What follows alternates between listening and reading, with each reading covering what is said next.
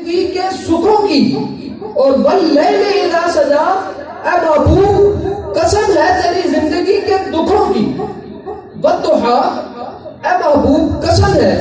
تیرے قیام کرنے کی، واللیل اذا سجا، اور اے محبوب قسم ہے تیرے چلنے کی، تیرے سفر کرنے کی۔ اتنی قسمیں اٹھائی، اور پھر اللہ تعالیٰ نے کیا فرمایا؟ کہا واللیل اذا سجا ما ودعک ربک وما قلی، کہ اے محبوبہ تجھے نہ تو تیرے رب نے چھوڑا ہے اور نہ تجھ سے اس نے منہ پھیرا ہے، نہ تجھ سے ناراض ہوا ہے۔ ما ودعک ربک وما قلی، نہ تو تیرے رب نے تجھے چھوڑا ہے، وما قلی، اور نہ ہی تجھ سے دور ہوا ہے۔ اب یہ فرمایا، اس میں دیکھیے کہ میلاد مصطفیٰ صلی اللہ علیہ وآلہ وسلم کی محفل میں ہم بیٹھتے ہیں تو اس میں دو پہلو ہیں، یا تو سیرت کو ڈسکس کیا جائے کہ آقا صلی اللہ علیہ وآلہ وسلم کی سیرت کیسی تھی، اور دوسرا پہلو یہ ہے کہ یا پھر اس میں آقا صلی اللہ علیہ وآلہ وسلم کی صورت کو ڈسکس کیا جائے کہ آپ کی صورت کیسی تھی، کہ جس کو پیر مہر علی شاہ صاحب نے دیکھا تو کہا سبحان اللہ ما اجملکا ما احسنکا ما اکملکا، کتھے مہر علی کتھے تیری ثنا، گستاخ اکھیاں کتھے جا لڑیاں۔ اور اللہ تعالیٰ نے فرمایا ما ودعکا ربک وما قلی، اور پھر آگے فرمایا وَلَلْآخِرَةُ خَيْرٌ لَكَ مِنَ الْأُولَى، اے محبوب تیری آخرت جو ہے وہ تیری زندگی سے خَيْرٌ لَكَ مِنَ الْأُولَى، تیرے پہلے سے بہت زیادہ بہتر ہوگی۔ اب اس میں ہر اس بات کی طرف اشارہ ہے کہ جو سوال ہمارے ذہنوں میں ہے کہ آقا صلی اللہ علیہ وآلہ وسلم کی ظاہراً حیات جب اس دنیا میں شروع ہوئی تو کفار کا ایک ظلم کا انبار تھا کہ وہ ظلم کرتے جاتے تھے، اور پھر ظلم کی انتہا یہ تھی کہ آقا صلی اللہ علیہ وآلہ وسلم نے جب اسلام کی دعوت دی اور پھر جو لوگ اسلام قبول کر رہے تھے ان کو یہاں تک کر دیا کہ ان کے اوپر پتھر رکھ کر، گرم ریت پر لٹا کر ان کے اوپر پتھر رکھ کر بندہ بیٹھ جاتا اور کہتا کہ پڑھو کہ تمہارا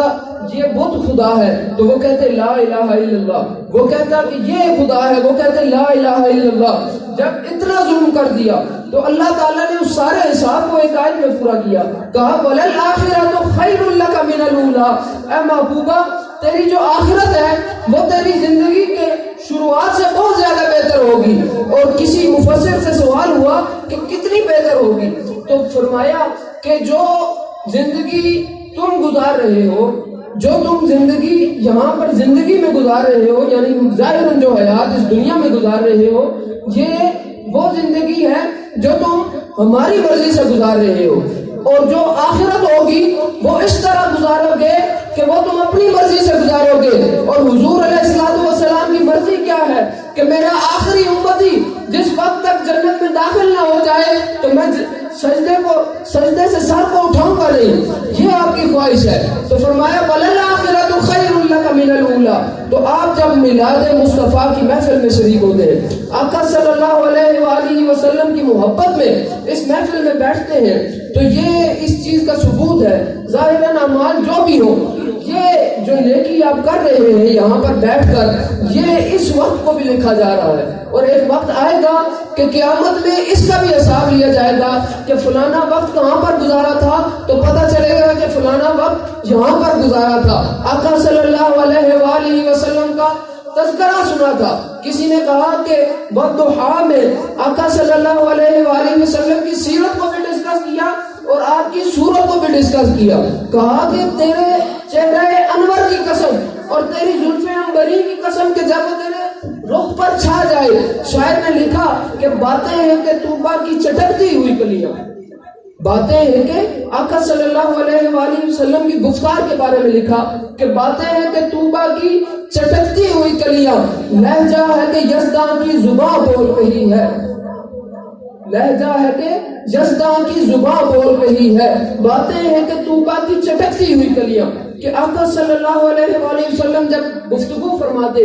اتنا دھیما لہجہ ہوتا اور اتنے شیریں بیان تھے کہ کوئی شخص ایسا بھی آتا کہ خالی گفتگو سنتا جاتا، آواز کو سنتا جاتا تو اسلام قبول کر لیتا۔ کہیں کہیں ایسا بھی ہوا کہ ہرن نے رو کر آپ صلی اللہ علیہ وآلہ وسلم سے کہا کہ میرے بچے مجھے واپس دلوا دیں اور میری ضمانت دے دیں کہ میں واپس آ جاؤں گی. تو وہ آپ صلی اللہ علیہ وسلم کی ضمانت پر اسے آزادی مل گئی. تو لوگوں آپ صلی اللہ علیہ وآلہ